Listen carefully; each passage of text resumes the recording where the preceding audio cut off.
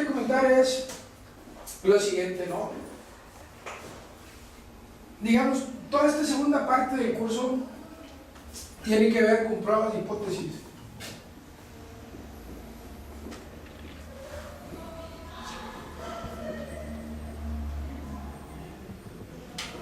Porque al final del día todo lo que se vio en la, por decirle así, en la primera parte, ¿no? Hasta el capítulo 1, 6, 7, lo que se veía ahí pues era digamos, estadística descriptiva, ¿no? De cómo analizar los datos, qué nos dicen los datos, y luego se vio lo que tenía que ver con probabilidades, que luego eso se llevó a analizar distribuciones de probabilidad, y ahí se veía la distribución de probabilidad normal, la Q cuadrada, la F, varias por ahí, ¿no? Con la intención al final del día, lo que a nosotros nos interesa cuando hacemos estadística, más allá de analizar lo que nos dicen los datos, es probar hipótesis, ¿no? ¿Qué hipótesis puedo probar yo con los datos que tengo? Y básicamente lo que se ve en esa segunda parte son pruebas de hipótesis, y si me acuerdo de todas, pues es primero la diferencia en proporciones. Y lo que nos dice ahí es, dice, bueno, a veces lo que nos interesa saber es si dos grupos poblacionales diferentes están representados en las mismas proporciones en alguna característica, ¿no? Y ahorita lo comentaba, por ejemplo, la respuesta como la no respuesta son valiosas cuando uno quiere hacer cosas, ¿no? Yo, por ejemplo, hace como 2 años le encargué a unos alumnos que les daba clases de estadística, les dije, vayan a levantar encuestas a un centro comercial y vamos a analizar la parte de las propinas, ¿no? Entonces fueron, y cuando regresaron, pues obviamente quién sí te contesta y quién no te contesta. Yo les dije, bueno, lo que sí puedes saber cuando le preguntas a alguien que si te quiere contestar una encuesta es si es hombre o mujer, ¿no? Entonces yo lo que les decía es, ve y checa, si no te contestan también anótale si es hombre o mujer y la guardas y ya se los pones aparte. Entonces, por ejemplo, una prueba de hipótesis que a veces nos interesa, y como dice el libro, es primero tenemos que plantear la hipótesis nula, ¿no? Y la hipótesis nula, ¿sí se acuerdan cómo era eso? En la hipótesis nula, ¿qué ponemos? ¿Lo que queremos probar o lo que no queremos probar? Lo que no queremos probar, ¿verdad? Entonces, aquí lo que vamos a poner es, la hipótesis nula sería, siempre le ponen H sub 0, que la proporción en este caso de hombres que no contestaron es igual a la proporción de mujeres que no contestaron contra la hipótesis alternativa, que aquí le pone H1 o HA, como quieran, ¿no? De que la proporción, por ejemplo, en este caso de hombres que no contestan, ¿quién creen que contesta menos, los hombres o las mujeres? Pues si no sabemos qué es lo que nos dice, pues es una prueba de 2 colas, ¿no? Sí, exactamente. Pues no sabemos, lo único que queremos ver es si es diferente o no es diferente, ¿no? Si nosotros sospechamos, por ejemplo, que las que contestan menos o los que contestan menos son los hombres, pues aquí decimos la proporción de hombres que no contestó es menor a la proporción de mujeres que no contestó, o al revés, la proporción de hombres que no contestó es mayor que la proporción de mujeres que no contestó, ¿no? Ahora, esa parte de la hipótesis alternativa es la más importante, porque lo que nos dice es, yo con esto voy a determinar, ¿no?, si es de una cola o es de 2 colas la prueba, y si la prueba es de cola derecha o de cola izquierda, ¿no? Entonces lo que nos dice es, si la hipótesis alternativa es que no son iguales, que son diferentes, nos dice es una prueba de 2 colas. Si es mayor, si el que ponemos nosotros contrastando el es mayor, pues es de la cola derecha, y si es menor, pues es de la cola izquierda, ¿no? Ahora, ¿qué elementos necesitamos para cualquier prueba de hipótesis? No importa si es una prueba de hipótesis de diferencia de proporciones, de medias, de varianzas o de alza periodo, lo que sea, lo que nos dice es, nosotros necesitamos varios elementos, y un elemento que necesitamos es el estadístico de prueba,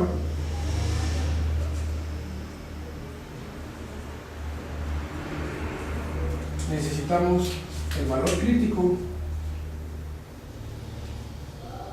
y algo que se usa, y digo yo recientemente, porque cuando yo era estudiante de estadística nunca empleamos, porque hoy te lo voy a platicar que no es más chistoso, el valor de P. Entonces, esos son los elementos que nosotros necesitamos para cualquier prueba de hipótesis, ¿no? Lo primero que tenemos es la aseveración que queremos probar, ¿no? Ver si es cierta o como dice, ¿no? Cuando nosotros hacemos una prueba de hipótesis, lo que queremos ver es si tenemos, como dice, suficiente evidencia o si la información que tenemos nos permite sustentar la aseveración que nos estamos planteando, ¿no? ¿Y por qué es probar? Bueno, porque lo que dice es, generalmente lo que uno tiene son datos muestrales. Si no tuviera información de toda la población, pues estaría bien padre, ¿no? Uno no tiene que hacer inferencias, te vas directamente a los datos poblacionales y dices, a ver, si yo le pregunté a todos, pues no tengo que hacer una prueba de hipótesis, porque yo lo que puedo ver es si la proporción de hombres y mujeres es diferente o no, porque como ya le pregunté a todos, ¿sí? Pues ya no tengo que hacer ninguna inferencia, pues esto es válido para cuando yo tengo datos muestrales, ¿no? En el censo, por ejemplo, si yo hago un censo de toda la escuela, del Colbert, por ejemplo, digo, a ver, ¿cuántos hombres y cuántas mujeres hay?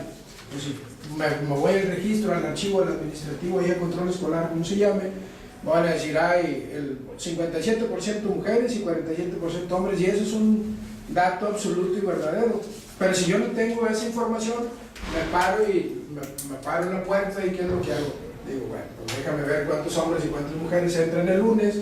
No, me voy a parar en la puerta de 9 a 11 de la mañana y con ese muestreo yo voy a sacar conclusiones, ¿no? Y lo que nos dicen es, y déjenme ligarlo con esto, lo que nos dicen es, bueno, pues tú cuando haces un muestreo, pues tienes cierto tipo de información que te interesa analizar, como puede ser, no sé si se acuerdan cuál es la diferencia entre y la media, ¿no? Lo que nos dicen es, esta es la media de una muestra, y esta es de la población, ¿no?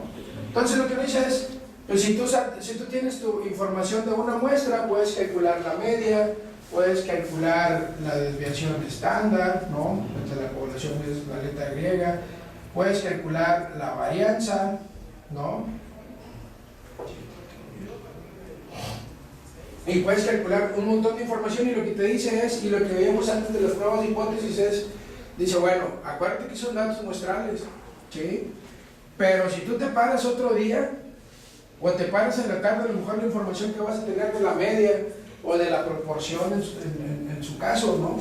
Van a ser diferentes porque no necesariamente va a estar entrando la misma gente, o si todo el mundo entra a la misma hora, pues vas a tener exactamente la misma información y pues ya no es una muestra, ¿no? Y lo que te dice, con esta información tú puedes construir intervalos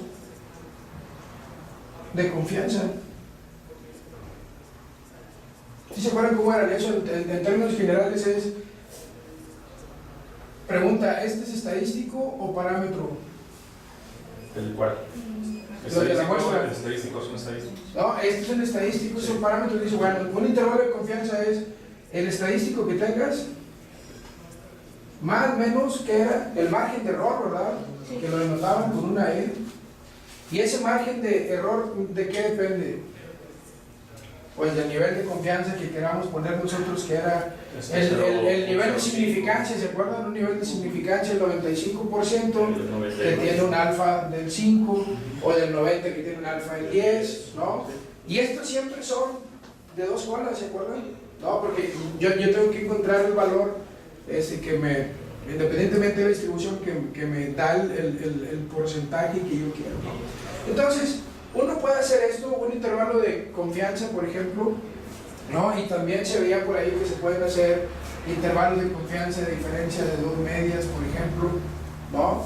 Que eso es más o menos lo de una prueba de hipótesis, o podemos hacer un intervalo de confianza de diferencia de proporciones, ¿no? Y la idea de la prueba de hipótesis es, bueno, si ya tienes la información, simplifiquemos este tema de los intervalos de confianza, que ya con las herramientas tecnológicas que tenemos ya se calculan fácil, ¿no? Cuando yo era estudiante, ¿no? y ahí lo andábamos haciendo a pie y todavía teníamos que sacar las tablillas. Calculadoras, sí. El que traía una calculadora era Texas Instrument, era fresa, ¿no? Ahora ya cualquiera lo hace. Entonces, esa es la idea de esto, ¿no? En lugar de construir un intervalo de confianza, tú haces una prueba de hipótesis. Si por ejemplo esto es la proporción de mujeres que no contestó y la quiero comparar, pues yo puedo hacer el intervalo de confianza, la diferencia. ¿Y qué es lo que me dice? Si este intervalo de confianza incluye el 0, es que son iguales. ¿Sí? Sí. Y lo que te dé aquí, te tiene que dar acá. Y más, de hecho, varios ejercicios de la tarea van en ese sentido. Haga una prueba, tiene esta información, ¿no?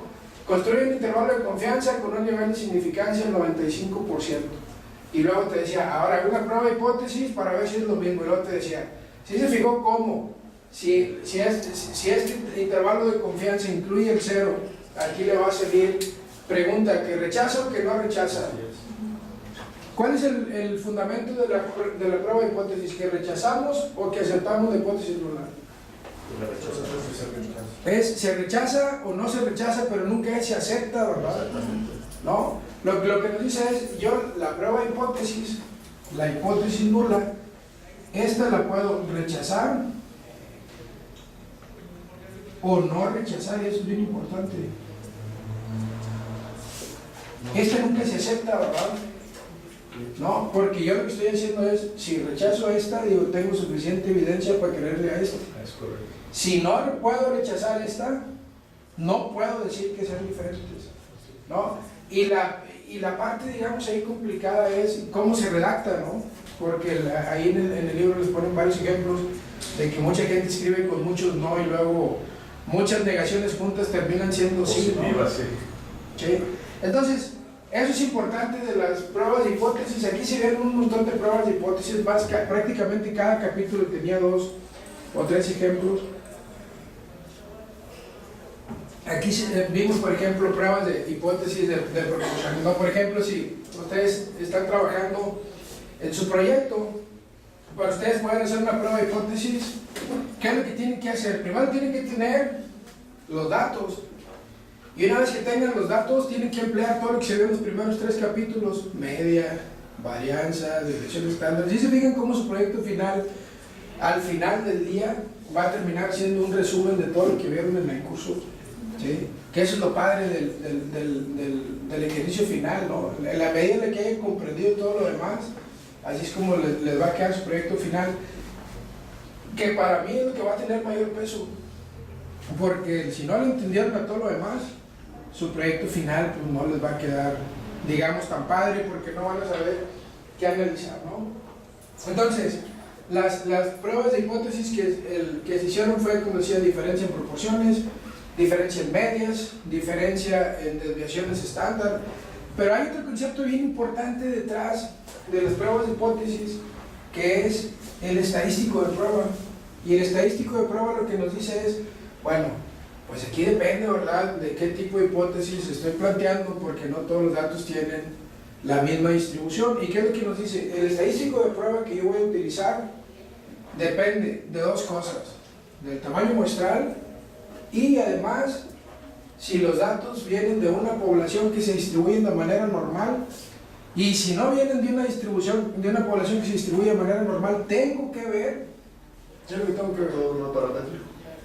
Un método no paramétrico, pero además si la muestra se distribuye de manera normal, porque lo que me dice es, si la población se distribuye de manera normal, ya la hiciste. Pero si no sabes, entonces haz una prueba de normalidad de la información que tienes en tu muestra, ¿no? Y por ahí viene una metodología de cómo hacerlo, ¿no? Con la grafiquita esta de normalidad de los datos, que si siguen una línea recta hacia arriba y no desvían, entonces sigue una distribución normal.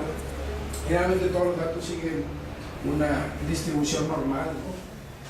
Entonces es el estadístico de prueba, ¿no? Y el estadístico de prueba, si todo se cumple, si todos los datos son normales, vienen de una población que se distribuye de manera normal, y además el número de datos es menor de 30, me dice, pues yo puedo utilizar una prueba Z, un estadístico de prueba Z, que eso me lleva a emplear la distribución normal estándar, ¿no? Lo que me dice es, bueno, si los datos se distribuyen vienen de una población que se distribuye de manera normal, pero tengo menos de 30 datos, ¿qué es lo que me dice? Bueno, ¿también puede ser una prueba o no? Sí. ¿Seguro? Sí. ¿Y en estadístico cuál es? ¿Qué dice? Para pruebas pequeñas, ¿no? Sí. La T-Student, ¿sí? La T-Student. ¿Cuál es la diferencia? Ahí lo mencioné, dice, es que la información que se concentra en las colitas, en las muestras pequeñas, es más grande, entonces, en la normal estándar hay dos valores que todos los que llevamos cursos de estadística no sabemos, ¿no? Una prueba de hipótesis con un nivel de significancia del 5%, si es Z, los valores críticos es más o menos 1,96. Si es del 10%, más o menos 1,6, que lo redondean al 6,5, es 6,49, no, 6,40, es 6, es 1,6449, ¿no? Entonces, esos valores ya no los sabemos, pero en el caso de las muestras pequeñas, o cuando no vienen de una distribución normal, que es lo que me estoy utilizar T-Student, y yo tengo que considerar ahí algo que se llama grados de libertad. Ustedes ya no usaron tablas, pero si hubieran visto las tablas, generalmente vienen que cuando los grados de libertad son bien grandotes, ¿no? La distribución normal del T-Student coincide. Entonces lo que dice es, si tienes una muestra bien grandota, pues cualquiera de estos dos te van a llevar a resultados similares, ¿no? Hay otros estadísticos de prueba, por ejemplo, que no tienen una distribución simétrica como la T-Student y la normal. En el caso de cuando uno quiere, por ejemplo, hacer pruebas de hipótesis sobre parámetros, ¿no? O estadísticos que nunca toman valores negativos como la desviación estándar, ¿no? Entonces lo que nos dice es, bueno, pues ahí tendrías que utilizar un estadístico de prueba tipo G cuadrada, ¿no? Hay otros, por ejemplo, que eso ya son cursos más avanzados y todo el mundo que toma estadística sabe que si tú divides una distribución G cuadrada entre otra G cuadrada, una prueba de F, no me pregunten por qué, pero no, y había otros estadísticos que eran los estadísticos F. Entonces, todo esto depende del tipo de prueba que quieren utilizar, ¿no?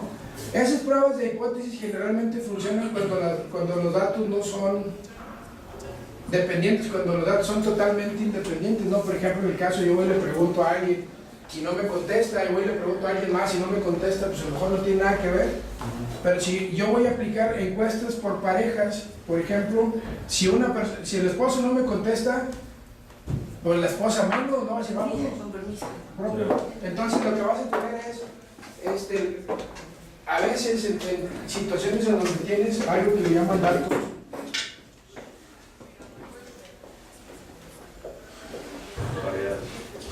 datos apareados, ¿no? Y el ejemplo clásico es el hecho de que lo que gana el hombre en la casa y lo que gana la mujer están determinados o de cierta manera, como vieron después, correlacionados, ¿no? Si los dos trabajan, si el hombre tiene buen sueldo, generalmente la mujer también. Si los dos trabajan y el hombre tiene mal sueldo, pues generalmente la mujer también. Y digo generalmente porque no siempre ocurre, ¿no? Entonces, aquí depende de las pruebas de hipótesis, si los datos son dependientes o independientes o independientes ya apareados, ¿no?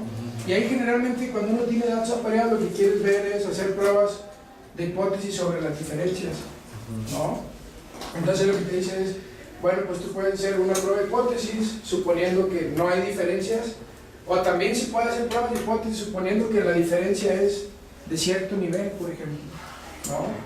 Aquí lo que nosotros hicimos, y aquí me regreso un poquito, es pues poner en la prueba de hipótesis que las proporciones son iguales, pero a lo mejor yo puedo poner, oye, estas proporciones son iguales y además son iguales al 50%, ¿no? Porque las pruebas de hipótesis también nos permiten asignar en la hipótesis nula, decir, a ver, las proporciones son iguales al 50%, entonces yo podría hacer una prueba de hipótesis y decir, la proporción es igual al 50%, que son iguales, o a lo mejor pueden ser iguales, pero al 30%, ¿no? Entonces yo puedo seleccionar parámetros por ahí.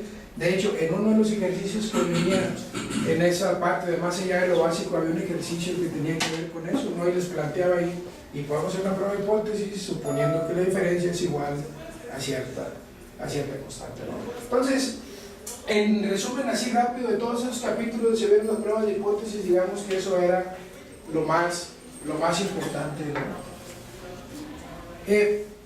Luego lo que dicen es, bueno, hay ciertas variables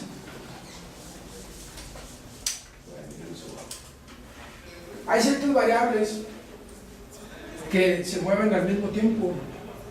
Por ejemplo, la estatura con el peso, ¿no? Si todo lo demás permanece constante, uno esperaría que entre más crezca la persona, entre más alta sea, pues su peso sea mayor, ¿no?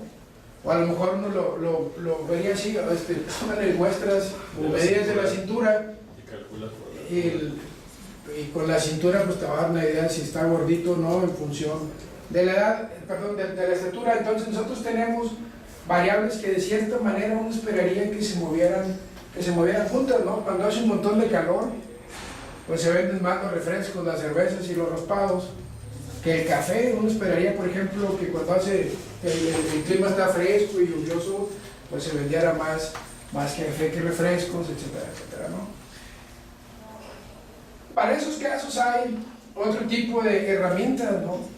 Y lo que se veía por ahí era el tema de la correlación. Y lo que nos dice es, las variables se pueden mover o pueden estar correlacionadas cuando se mueven, no necesariamente exactamente igual, pero sí cuando una sube la otra puede subir, o cuando una sube la otra puede bajar, o puede que no estén o que no tengan ninguna relación cualquiera, ¿no? Y para eso lo que nos decían es, yo puedo calcular el coeficiente de correlación, ¿verdad? Y el coeficiente de correlación, y ahí enfatizan y lo hacen así como con letras grandecitas, es coeficiente de correlación lineal, ¿no? ¿Por qué? Porque hay variables, por ejemplo, que para ciertos rangos suben y para otros rangos bajan, ¿no? No es que le hace falta, no sé, no pasa nada. Algún líquido. Yo creo que hace falta liquidito. Ya está muy reseco. Sí. O a lo mejor húmedo, quizás. Sí, si hubiera ese liquidito para el pizarrón, estuviera húmedo, pero no es el pulmón, ¿no? Es un trapito húmedo. Sí. Por ejemplo, las personas que migran, ¿no? Hay estudios que nos dicen es, si yo considero el nivel de estudios de las personas que migran son dos, los de menos nivel de estudio y los de más altos niveles de estudio, ¿no? Porque los que tienen un mayor nivel educativo es lo que le llaman fuga de cerebro, ¿no? La gente que sabe mucho y que está muy especializada, que se va para otra parte, ¿no? Y también la gente que no tiene mucha educación, que no tiene muchas posibilidades de conseguir empleo en su lugar de origen, pues también tiende a migrar, ¿no? Y ahí sí hay una correlación, pero no necesariamente es lineal, porque lo que se observa es algo como una U, ¿no? Ponen el porcentaje de población que migra en función de la educación, entre menos educación la tasa de migración es más alta, va bajando, llega a un nivel educativo en el que vuelve a empezar a subir. Entonces ahí hay una correlación, pero no es lineal. Y las herramientas que nosotros aprendimos o que se muestran en el libro es para cuando hay una correlación lineal, ¿no? Entonces eso lo que nos dice es, bueno, yo también puedo hacer pruebas de hipótesis sobre si hay o no hay una correlación lineal, ¿verdad? Entonces lo que me dice es, yo puedo calcular, por ejemplo, en el caso de la edad y el peso, pues uno esperaría que, por ejemplo, ¿no? Conforme vas creciendo, pues un bebé que tiene poquita edad pesa bien poquito, en la medida que va creciendo, su peso se incrementa, llega una edad en la que ya se puso uno gordito, ya no subes de peso y te haces viejito y empieza a bajar de peso otra vez, ¿no? Entonces, sí hay una correlación entre las variables, pero no es lineal, pero a lo mejor para cierto rango de edad, pues sí, yo no sé, los que tengan hijos cuando van al pediatra, que sus hijos están chiquitos, tiene una tabla, ¿no? Esa tabla es una tabla estadística y tiene una línea recta por ahí que dice rango normal, ¿no? Y entonces lo que hacen es, ponen esa línea recta, toman una muestra de chiquillos, ¿no? Los van pesando con el tiempo y dicen, a ver, esta es la media que tienen en pesos cuando tienen un mes, 2 meses, 3 meses, y esta es la desviación estándar, y este es el intervalo de confianza para un niño sano, ¿no? Más o menos 95%, calculan el peso, ¿no? Y entonces una vez que calculan el peso, la desviación estándar y calculan y esas tablas que tienen los doctores ahí, que tiene la línea recta y luego como unas banditas, y llega el doctor y dice, ¿cuántos meses tiene su hijo? 3, y lo mide, ¿no? A 3 meses con esta talla, y checan en dónde está el peso, y dicen, su hijo está en el rango normal. No, o te dicen, está un poquito subido de peso, ¿qué es eso? Ya se está acercando a los valores críticos, pues. Y eso es algo que hacen, gracias. Y eso es algo que hacen con estadística, ¿no? Entonces, en el tema de la correlación lineal es importante porque lo que nos interesa saber es si es que se está bien reseco. Sí, está muy reseco. Me lo voy a poner mejor. Se lo va a poner mejor el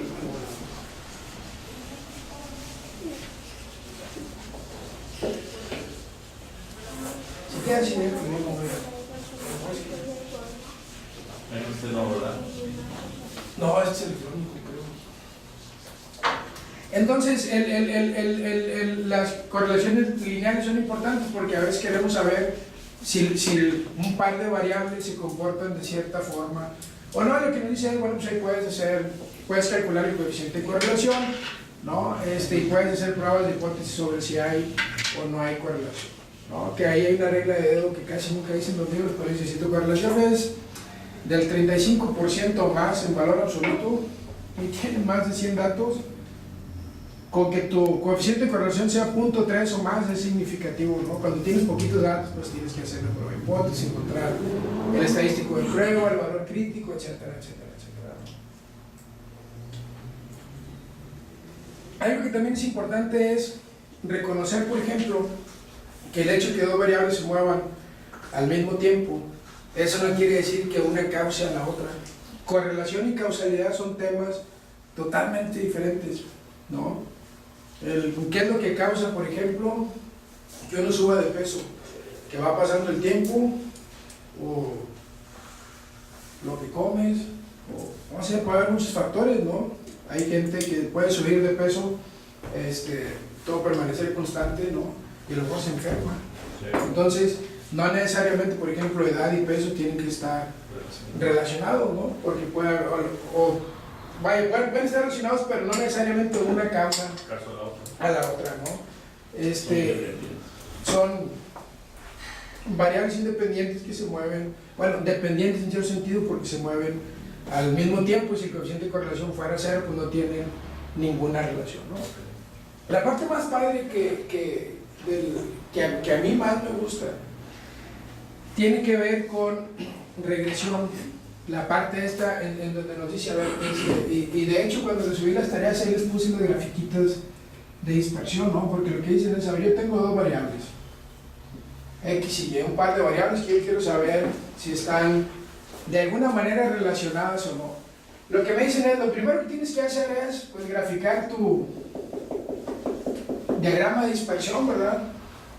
Entonces tú puedes ver de manera visual, pues, si esas variables tienen relación o no. Yo aquí lo puedo ver y digo, sí, mira, cuando X sube, Y también.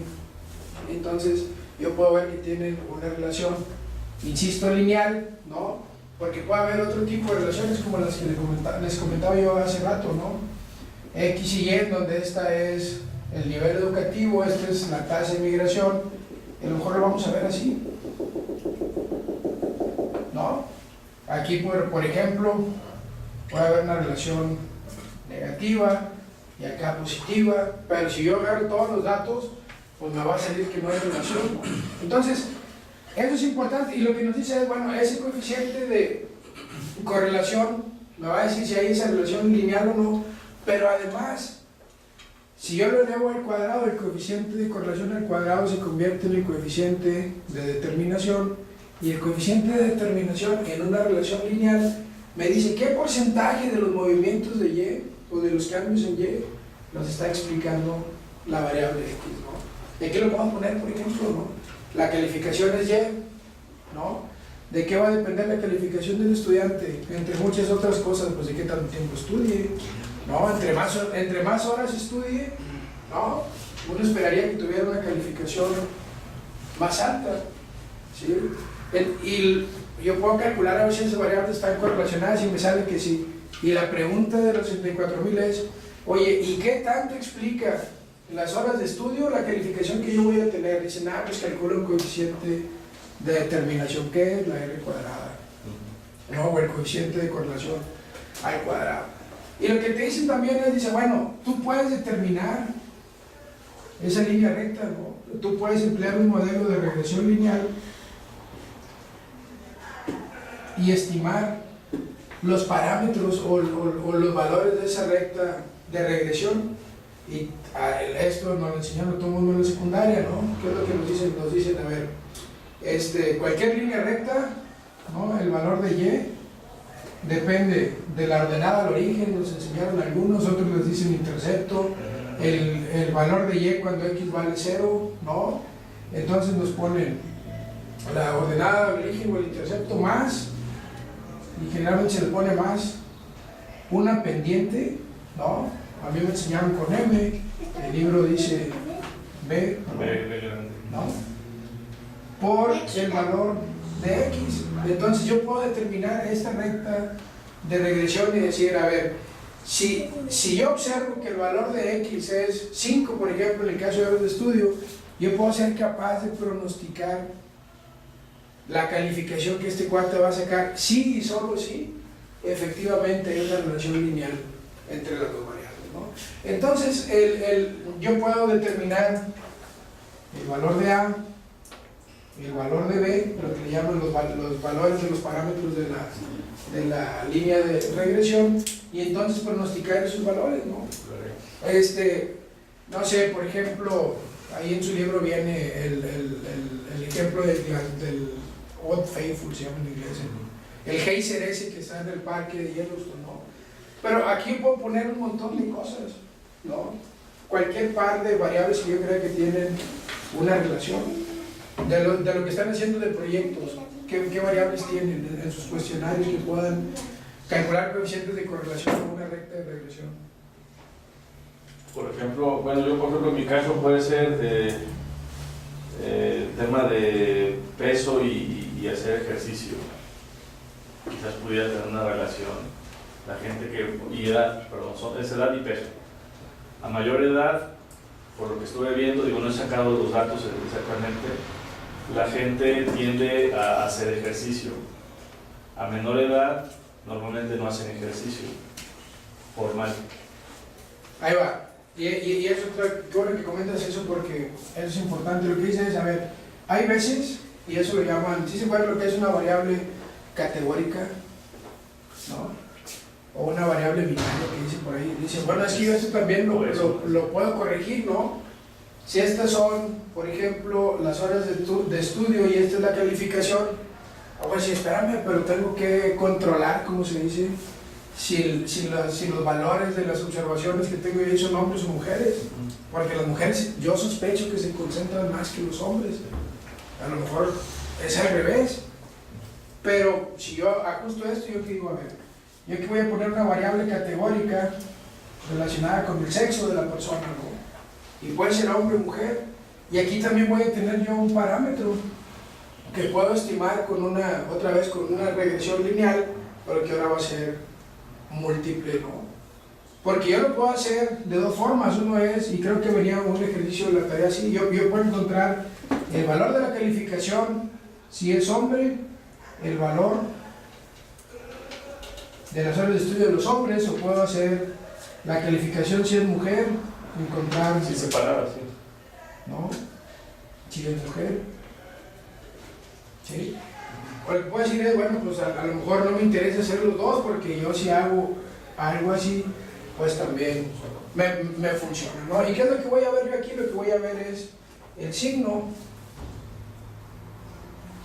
de ese coeficiente que voy a estimar en mi recta, bueno, ya en la recta, en mi ecuación de regresión, y si este me sale negativo, por ejemplo, si la C es negativa y esta variable categórica de sexo me dice que 0 es hombre y 1 es mujer, si esto sale negativo me dice, oye, las mujeres aprovechan menos que los hombres, si es positivo voy a decir los hombres aprovechan más que o al revés, y si este valor es 0, pues quiere decir que no hay diferencias, ¿verdad?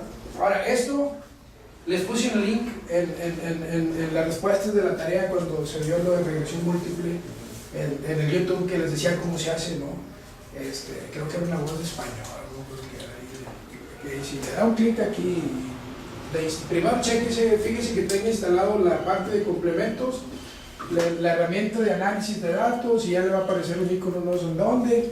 Tiene que poner sus datos de esta forma, le va a dar un clic aquí y aquí, y ya les lleva paso a paso cómo se hace esto de las rectas de regresión, ¿no? Lo importante de esto es lo siguiente, es cómo interpreta uno esos coeficientes, porque yo puedo calcular mi recta de regresión, pero la pregunta es, oye, y esa recta que estoy ajustando, y sobre todo cuando ya tengo más de una variable que se llama la explicativa, ¿no? Cuando tengo más de una X, pues ya no lo puedo ver yo gráficamente, ¿no? Excel lo que me da, y creo que se lo puse también ahí en la tarea, son los resultados de la regresión. Y los resultados de la regresión viene algo así como, aquí trae un cuadrito así, y aquí trae todo lo que es, aquí trae el R cuadrado ajustado y un montón de cosas. Y luego aquí trae algo que le llama análisis de varianza. ¿Sí? Y aquí lo que trae es un valor de la prueba F, aquí trae la suma de cuadrados total, la suma de cuadrados del error, la suma de cuadrados explicada, ¿no? ¿Qué es eso? Eso lo que me dice es, bueno, cuando yo ajusto una recta de regresión, ese es el valor estimado de Y, lo que yo voy a estimar en función de los datos que observo, pero el valor real, cuando X, no sé, cuando X vale 5, el valor real es 7, pero yo pronostiqué aquí 5, ¿no? Esta es la desviación que hay con respecto a mi valor pronosticado, ¿no? Y lo que me dice es, pues yo aquí le fallé, aquí hay una desviación, que es el valor observado menos el estimado, pues aquí en este caso es igual a 2, ¿no? Entonces, ¿qué es lo que me hace? Lo que me hace es ver la suma de lo que yo sí, de las desviaciones que sí puedo explicar, contra las que no puedo explicar, porque todo esto, toda esta variación que hay de aquí a aquí, yo lo puedo estimar, yo lo puedo explicar con la recta de regresión, pero esto que hay aquí, no, mi recta de regresión no es capaz de explicarlo. O si lo vemos al revés, me dice, oye, este es el valor observado, este es el valor, aquí no, estimado, lo estoy explicando además. O hay una desviación por ahí que mi recta de regresión no fue capaz de estimar. Entonces, ese análisis de la suma de cuadrados totales, el valor de la prueba F, etcétera, etcétera, viene en la segunda parte, pero lo más interesante es el último cuadrito que da Excel, porque aquí me pone la variable, ¿no? Aquí me pone, por ejemplo, el valor de la variable X, el valor de la variable categórica y todas las que tenga, y aquí sale el valor del parámetro, ¿no? Y luego por aquí sale una T, el valor de T, el valor de P, y luego vienen los límites, ¿no? Entonces lo que me dice es, ya no tengo que hacer yo las pruebas de hipótesis que decía antes, porque ya el análisis de la recta de regresión me lo va a dar, y yo lo que tengo que saber es cómo se interpreta ese cuadrito, y lo que me dice es, cualquier cosa que esté aquí en P que sea mayor a 0.05, me dice que esa variable, pregunta, ¿me ayuda o no me ayuda a explicar? Yo lo llevo. En las pruebas de hipótesis, lo que les dice es, hay dos formas de hacerlo. El método tradicional, que es con el que yo me quedé, y así están todas las respuestas, porque así aprendí yo, ¿no? Que te dice, calculas el valor del estadístico de prueba y lo contrastas contra el valor crítico, ¿no? Y otra forma de hacerlo es a través del valor de P, ¿no? Y lo que te dice es, si el valor de P es mayor a 0.05, rechazas la hipótesis nula, ¿no?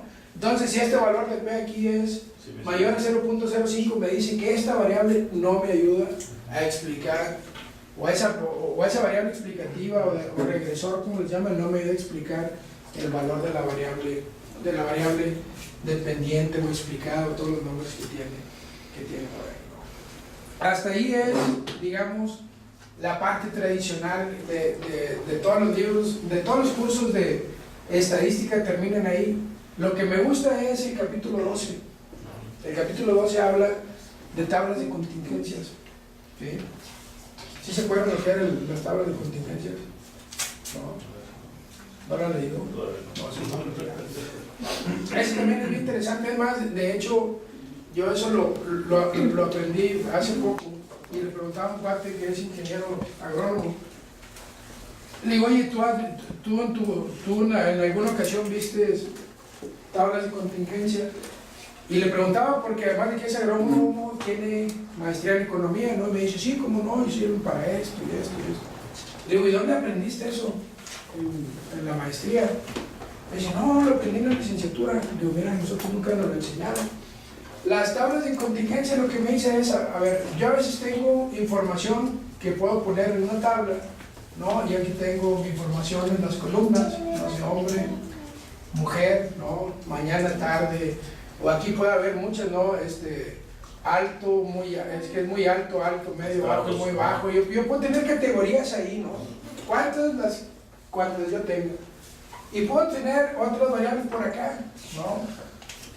No sé, aquí puedo poner, si es hombre o es mujer, yo aquí puedo poner calificaciones, por ejemplo. Y le puedo poner aquí estadística. ¿Qué otras materias están llevando? Ciencias políticas, ¿no? Entonces, yo aquí puedo poner, oye, de los hombres, y aquí puedo poner cuántos reprobaron y cuántos aprobaron o los porcentajes, no sé, puedo poner un montón de información por ahí. Y a mí lo que me interesa saber, por ejemplo, es si la calificación que sacaron depende, por ejemplo, de si es hombre o es mujer, ¿no? Y no necesariamente tengo que hacer yo una recta de regresión. En la parte de cuando se vio probabilidad y estadística, había esta pregunta que decía, por ejemplo, en esas pruebas de si estaban embarazadas o no, si fuman marihuana o no, que dice, bueno, ¿cuál es la probabilidad de que si yo observo que alguien fuma, sea hombre? ¿No? Porque, bueno, hombres y mujeres fuman, ¿sí? Entonces, si a mí me dicen, oye, esta persona fuma, yo te puedo decir con un nivel relativamente confiable la probabilidad de que sea hombre o es mujer. O al revés, si yo observo a alguien y me dicen, oye, fulano es hombre, bueno, si es fulano es hombre, si es hombre, ¿cuál es la probabilidad de que fume? O ¿cuál es la probabilidad de que sea fumador?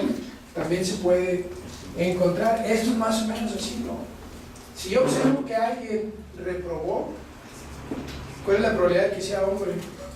O al revés, si es hombre, ¿cuál es la probabilidad de que haya reprobado, ¿no? Pero para eso yo aquí tengo que tener valores en las celdas y tengo que tener los totales aquí. Aquí voy a tener el total y voy a tener totales acá, ¿no? Y eso tiene mucho que ver con ese ejemplo que venía en uno de sus capítulos, en donde venía la prueba que les hacían de si había resultado positivo o no, o si había dado positivo o no, y si fumaba marihuana o no fumaba. ¿Se acuerdan de ese ejercicio? Y ahí y parte de los ejercicios de la tarea era, a ver, si es hombre, ¿no? ¿Cuál es la probabilidad de que salga positivo en una prueba, no? No, perdón, era, si había fumado marihuana, si yo sé que fuma marihuana, ¿cuál es la probabilidad de que salga positivo en la prueba? Y si salió positivo en la prueba, ¿cuál es la probabilidad de que fume marihuana y no eran iguales? ¿No? Entonces aquí es más o menos lo mismo. Yo aquí voy a tener ciertos valores que observé, pero con estos totales, conociendo el total, por ejemplo, de los que pasaron y los que reprobaron, y el total de hombres y mujeres, yo puedo teóricamente recalcular las probabilidades aquí, ¿sí? Recuerden que las probabilidades al final del día son proporciones, porque esto me tiene que sumar 100 para acá y me tiene que sumar 100 hacia abajo. Entonces yo calculo las probabilidades y puedo estimar los valores teóricos que me debería de dar. Por ejemplo, si esto es de los que reprueban, los hombres que reprobaron, las mujeres que reprobaron, los hombres que pasaron y las mujeres que pasaron, ¿no? Y ahí podemos hacer una prueba de hipótesis. La prueba de hipótesis es la diferencia entre el valor observado menos el valor estimado, ¿no? Elevado al cuadrado para ver las diferencias, dividido entre el valor estimado, y creo que se acuerda qué tipo de prueba era. Era aquí cuadrada, era normal que era.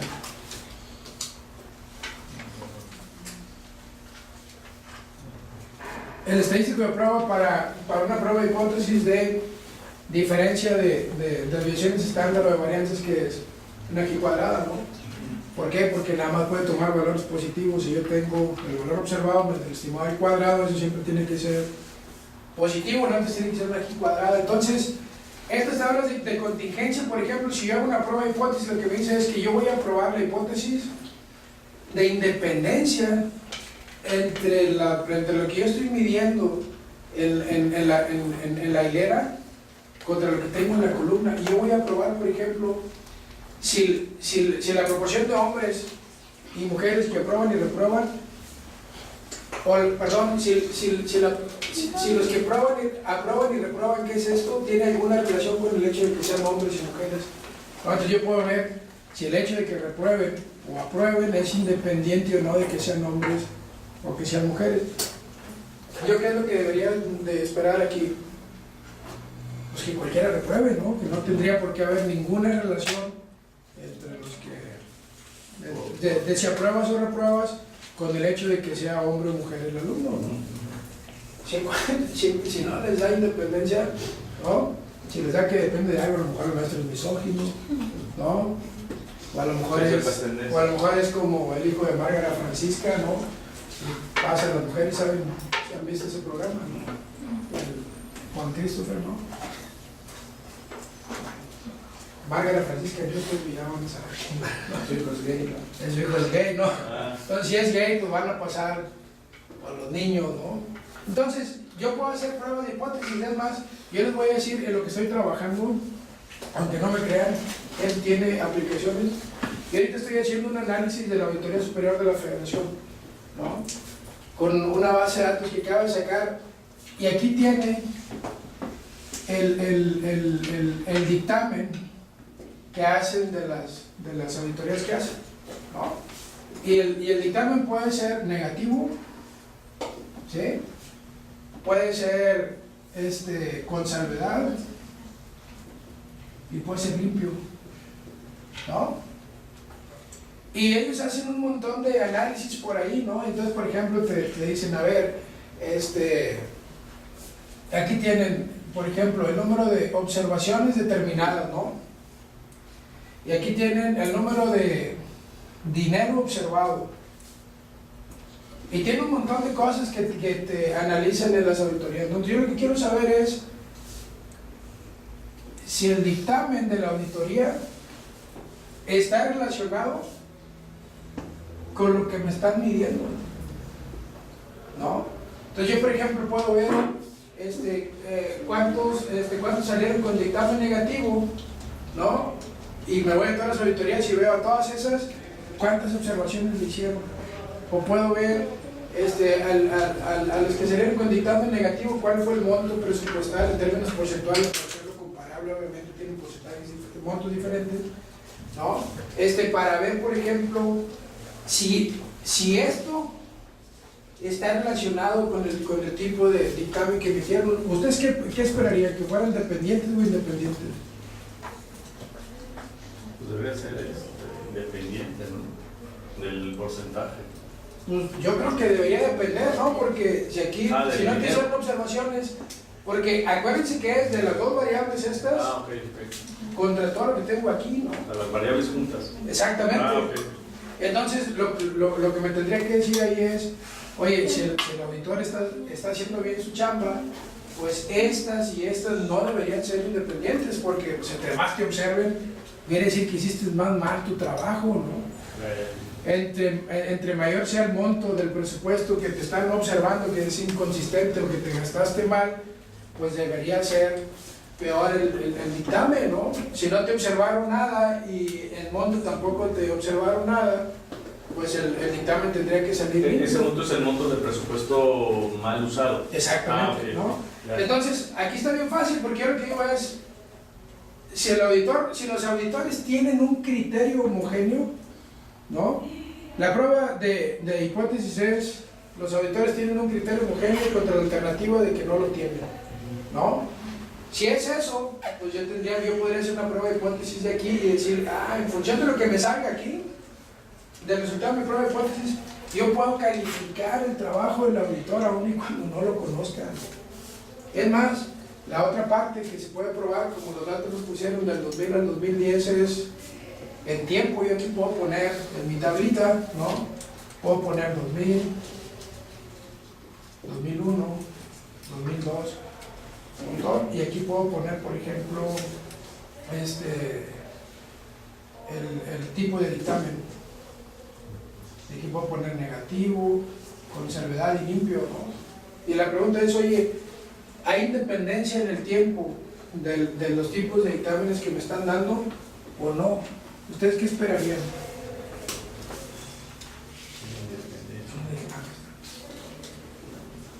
Pues depende, ¿no? Si los auditores se van especializando con el tiempo, pues ya esperaría que con el tiempo hubiera alguna relación entre esto y esto, ¿no? Si no hay especialización en el tiempo, pues no tendría por qué haber ninguna relación entre esto y esto. Entonces, si se fijan cómo, planteándose las hipótesis correctas, con los datos que uno tiene, puede encontrar cosas diferentes, ¿no? Y investigando por ahí, porque ese gusano de la investigación no se le quita a uno. Me encontré un artículo de una revista española en donde hicieron un trabajo parecido, pero no con auditorías de la Auditoría Superior, hicieron algo parecido con auditorías de estas de Lloyds y esas empresas transnacionales que se dedican a ese tipo de cosas, ¿no? Entonces, puede hacer uno un montón de cosas, ¿no? El capítulo 13, si no lo han visto, no se preocupen, son técnicas no paramétricas, ¿no? Si quieren hacer los ejercicios, está bien, ¿no? Digamos, sería un punto extra, pero si no, véanlo como una parte netamente informativa, porque cuando lo vean les va a descuadrar con todo esto. Entonces, eso es básicamente el curso, hasta ahí termina el curso. Y lo que sí me gustaría platicar con ustedes es qué están haciendo el proyecto, cómo tienen planeados sus proyectos, en qué etapa van. En el capítulo 15 pues hay un montón de ejemplos. De hecho el capítulo 15 son puras formas en la que puedes hacer un proyecto. ¿Alguna duda, alguna pregunta? Y en mi caso yo estuve haciendo las encuestas. La intención de estos datos es tener alguna información. Es una muestra de 100 personas hasta ahorita, de qué relación puede haber. Son varios temas que saqué para ver qué información me puede servir. Saqué temas de sexo, de edad, de estatura, peso, y ver si las personas hacen ejercicio y tienen alguna afición, ya sea por la música o por el fútbol, en este caso, que es uno de los deportes más populares. Y en el caso del fútbol, si han asistido o no a un estadio, que eso es diferente. Y en el caso de la música, si tocan un instrumento. También para saber si puedo tener alguna relación entre la edad, el sexo y las aficiones, ya sea hacia un deporte, siempre y cuando la gente haga algo de ejercicio. O sea, son muchos datos. Todavía no tengo el planteamiento exacto de cómo hacerlo. Obviamente estuve leyendo el capítulo 15 y hay un mapa en el que dice si tu población, el tipo de población con la que estás trabajando, el tipo de muestra con la que estás usando, qué tipo de fórmulas o qué tipo de capítulos van a estar involucrados en tu proyecto. Entonces, yo ahorita ya tengo datos, o sea, estoy en ese proceso, tengo que hacer el planteamiento de qué utilizar, definir el tipo de muestra o de población que voy a usar, y en esa fase estoy. Aquí el punto es, pregunta más bien, en el caso de que yo haga una definición de este proyecto, tengo que usar las fórmulas, tengo que usar las fórmulas de los capítulos que tengan que ver con lo que defino. En algunos casos no aplicaría, salvo a lo mejor para comprobar, como decíamos al principio, que puedo sacar unos intervalos para sacar más o menos la hipótesis, ¿no? Y ver si tengo cierta relación. A lo mejor puedo corroborar ese tipo de temas, ¿no? Definitivamente a lo mejor faltan más datos, pero es lo que tengo, ¿no? Habrá datos que, por ejemplo, la gente no llena, ¿no? El peso, por ejemplo, también eso puede ser otro tema. No, por ejemplo, en lo que estaba viendo yo, tú tienes ahí datos de peso, ¿no? Sí. Y lo que dice ahí es, los datos de peso se deberían distribuir de una manera uniforme, ¿no? Como la estatura, que es esa parte de ¿cómo se llama? Creo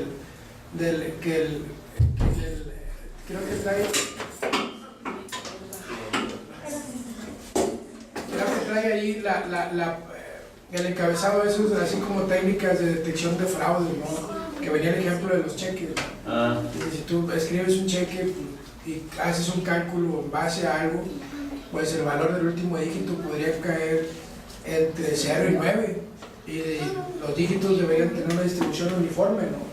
Entonces la pregunta es, oye, ¿se distribuyen de manera uniforme o no?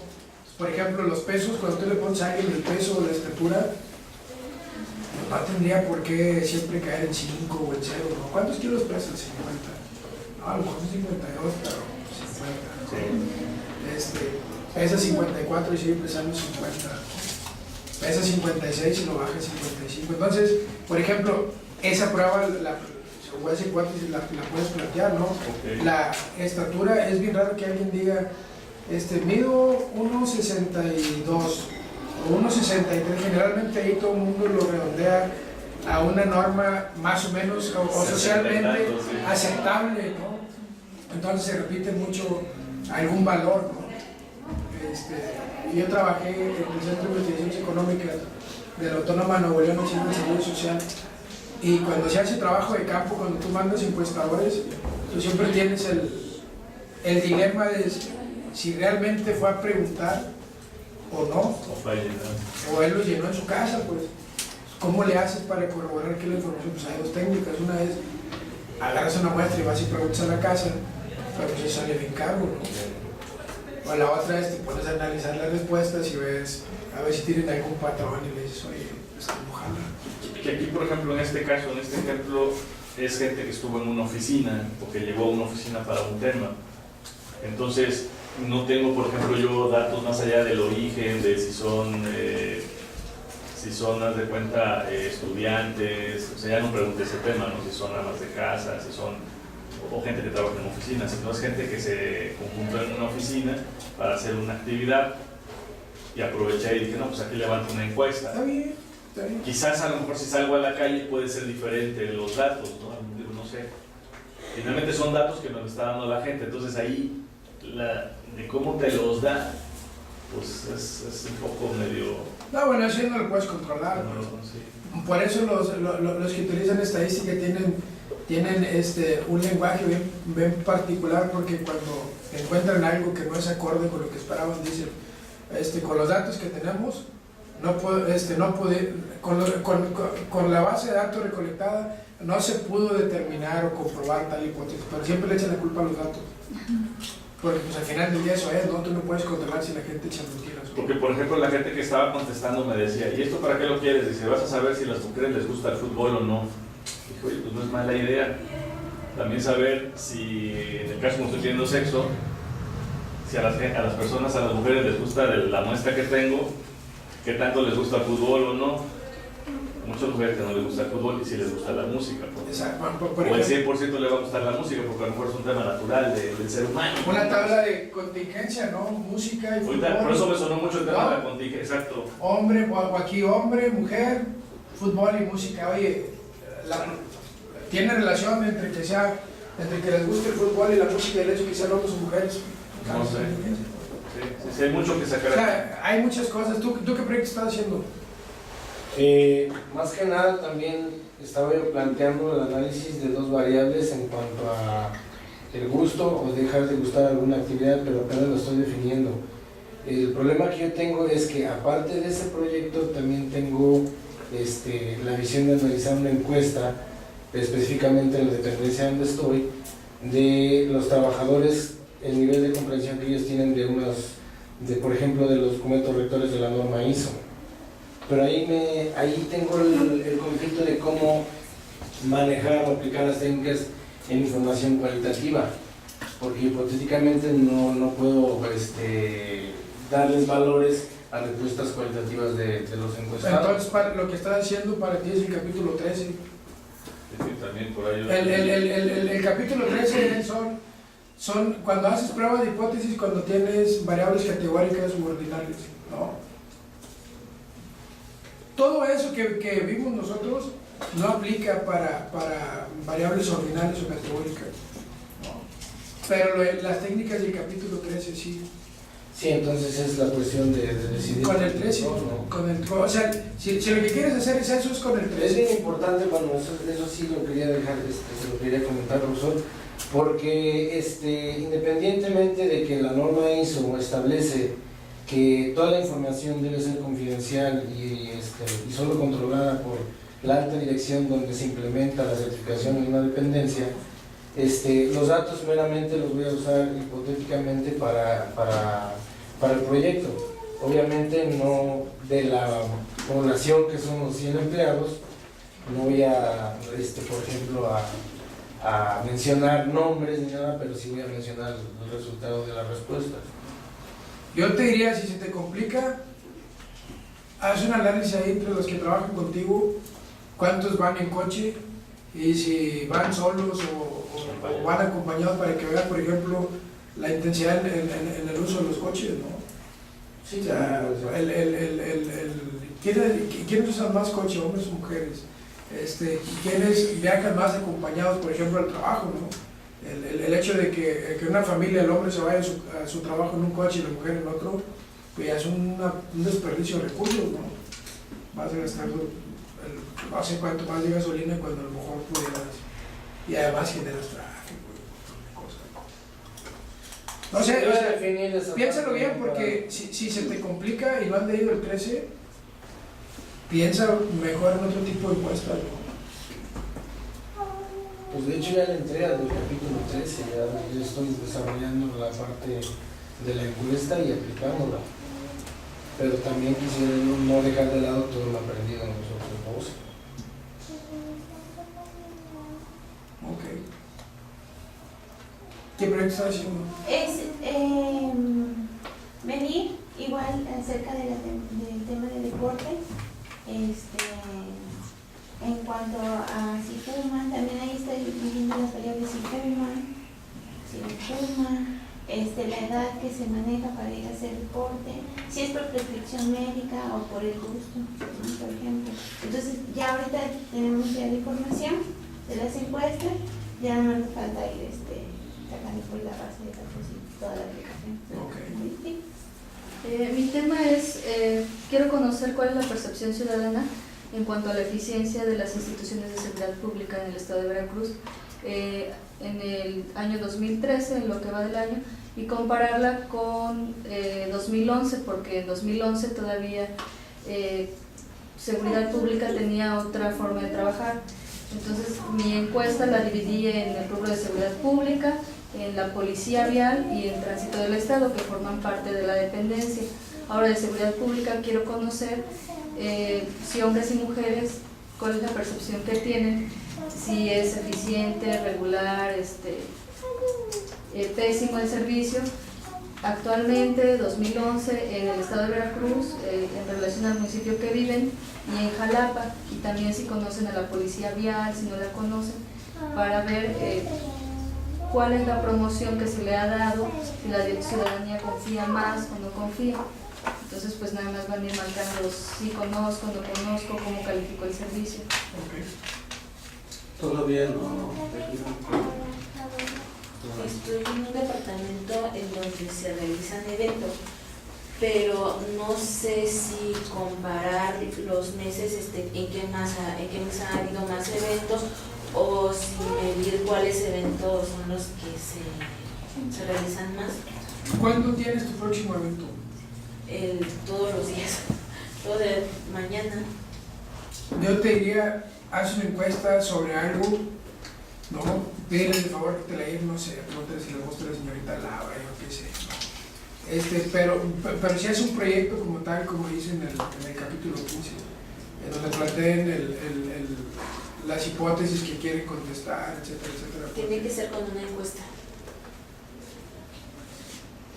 Vaya atrás. No, no, definido todo. Yo quiero encontrar los factores, bueno, principalmente los factores para la relación del peso para la talla en niños, en la diferencia de la zona rural, o a lo mejor alguna indígena, o aquí en la ciudad. ¿Y ya tienes los datos? Sí. ¿En dónde trabajas? En la Secretaría de Educación. Ah, ¿Lo puedo hacer entonces también sobre votaciones o algo? Mañana pero es que la pregunta es, ¿qué específicamente quieren hacer? Porque el principal el elemento principal del proyecto es que sepan qué quieren, ¿no? Pues si no saben qué quieren, pues no van a poder hacer nada. Porque yo lo quería hacer con respecto al departamento, pero si hay que hacer una encuesta, no se presta mucho. Pero una encuesta. Pues encuestas pueden levantar en cualquier parte. Pues.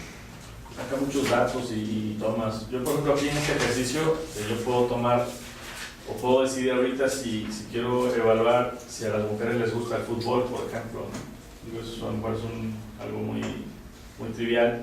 O incluso saber si a la gente, cuánta gente le gusta el fútbol y no toca un instrumento. Mira, pero no es tan trivial. Yo no sé quién tiene 52 MX en su canal. ¿Sabes por qué te pregunto? Sí, por qué lo digo, ¿eh? Hay un programa que se llama Locas por el Fútbol. Entonces, es el único programa en donde las comentaristas son mujeres. Son mujeres, ¿no? sí. O sea, a lo mejor lo hicieron porque alguien encontró que a las mujeres también les gusta y no quieren ver el Rey Fighters o Hueco Serra, pues. No sé, pues. Por ejemplo, revisé los datos muy rápido y a los hombres que no les gusta el fútbol tocan un instrumento. No sé si haya una diferencia entre que si yo soy afecto a la música ya de tocar un instrumento, a lo mejor realmente estoy ajeno a un tema de este tipo, no tan popular, por así decirlo. A lo mejor tiene que ver con que, por ejemplo, si le gusta el fútbol, creo que tienes una pregunta ahí que si lo practica o no lo practica. Sí, desde que si ha ido al estadio, por ejemplo. Bueno, pues es que a lo mejor si va al estadio, pues no tiene tiempo para tocar el instrumento, ¿no? Entonces a lo mejor si hay alguna relación por ahí, no sé. Porque le gusta la música, prácticamente todos me han dicho que sí les gusta la música. Pero ya cuando les pregunto, ¿tocas algún instrumento? Es decir, que si ya es un tema más académico y más profundo, ya me dicen muchos que no. Pero los que me dicen que no les gusta el fútbol. Pues está interesante. Interesante, digo, aquí voy a sacar datos, todavía no defino exactamente si me voy por una o por otra, pero yo creo que ya con esta información ya puedo tomar decisiones muy rápidas. Eso es lo que hacen los sociólogos, ¿no? De explicar los comportamientos. Aprovecho la clase para ver si me pueden llenar. ¿Tu próximo evento de qué es? Sobre elecciones. ¿Sobre elecciones cuándo es? ¿El lunes? Mañana. Mañana. ¿Qué tipo de gente va a ir? Sí, no me parece Los que votan. Es cubrir el evento Si me pasas a mí. Claro. de la votación. ¿Y es alguna conferencia o qué es? No, en el evento el departamento va y cubre el evento de la persona que va a ir a votar. ¿Y el próximo cuándo es? Pues tal vez el lunes, ¿Y de qué es? conferencia de prensa o algo así. Que puede sacar muchos datos. Una muestra interesante. Pues es que depende de qué quieras, pues eso sí yo... Oye, Oscar, ¿y es necesario que se haga encuesta o se puede bajar una base de datos interesante en Excel? Bueno, hay quienes usan Stata, pero cuando bajas bases de datos ya vienen en Excel y quizá de la propia base de datos puedes determinar qué hacer, no sé, o Pues tiene hay que hacer bases de datos encuestas. en el INEGI, pero muchas no se pueden bajar en Excel porque son muy grandes, ¿no? O sea, sí las abre, pero las trunca a la capacidad de Excel. Porque también, bueno, perdón, estaba pensando yo en la posibilidad de hacer un análisis estadístico aplicando todas las pruebas técnicas aprendidas. Por ejemplo, viendo cuál es el porcentaje de las transferencias de recursos federales a los estados, ¿no? Pero eso hay un montón de trabajo ya. Sí, hay un montón de trabajos, pero a lo mejor podría uno hacerlo más actual, ¿no? Últimamente, a lo mejor el último recurso que trabajó. Yo te voy a decir por qué no, porque la idea es la siguiente. La idea es que hagan algo de cero, ¿no? Que realmente metan las manos en lo que aprendieron, ¿no? Si te dan una base de datos ya hecha, pues a lo mejor tiene el mérito el análisis, ¿no? Pero desde el simple hecho de aplicar una encuesta, yo fui encuestador, yo tengo N anécdotas de cuando aplicaba encuestas, ¿no? Y eso es algo que si tú agarras una base de datos ya hecha, pues no tienes, es más,